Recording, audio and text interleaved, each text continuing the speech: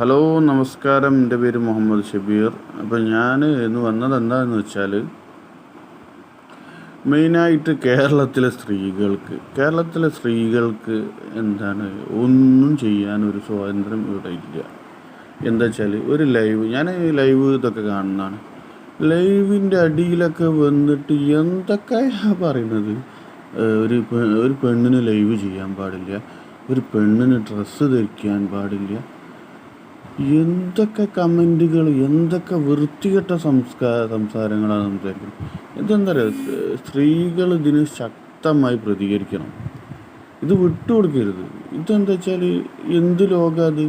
സ്ത്രീകളെ ഡ്രസ്സും സ്ത്രീകൾ എന്താ ചെയ്യണമെന്ന് നോക്കി നടക്കുന്ന ആളുകളാണ്. ഇത് വേറൊരു സ്ഥലത്തുമില്ല കേട്ടോ. വേറെ ഉടങ്ങി ഞാൻ എല്ലാ കാര്യങ്ങളും എല്ലാ യൂട്യൂബ് ചാനലും എല്ലാം ഞാൻ കാണുന്നതാണ്. ഞാൻ ഒരു അഹങ്കാരം പറയില്ല, ഒരു കുറച്ച് രാജ്യത്തൊക്കെ ഞാൻ പോയിട്ടുണ്ട്.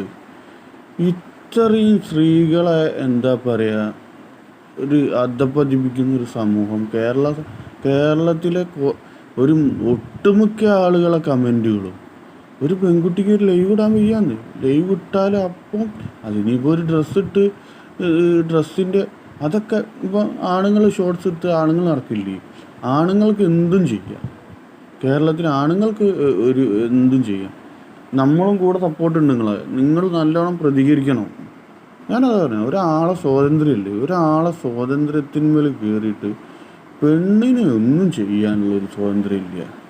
ഇത് എന്ത് സമൂഹം അപ്പം അത്? ഞാൻ പലപ്പോഴും ഞാൻ ശ്രദ്ധിച്ചു. ഞാൻ ആ കമൻറ്റിൽ ഞാൻ ഈ ലൈവ് ഇടുന്ന സമയത്ത്, സ്ത്രീകളൊക്കെ ലൈവ് ഇടുന്ന സമയത്ത് ഞാൻ നല്ല പ്രതികരിക്കാറുണ്ട്.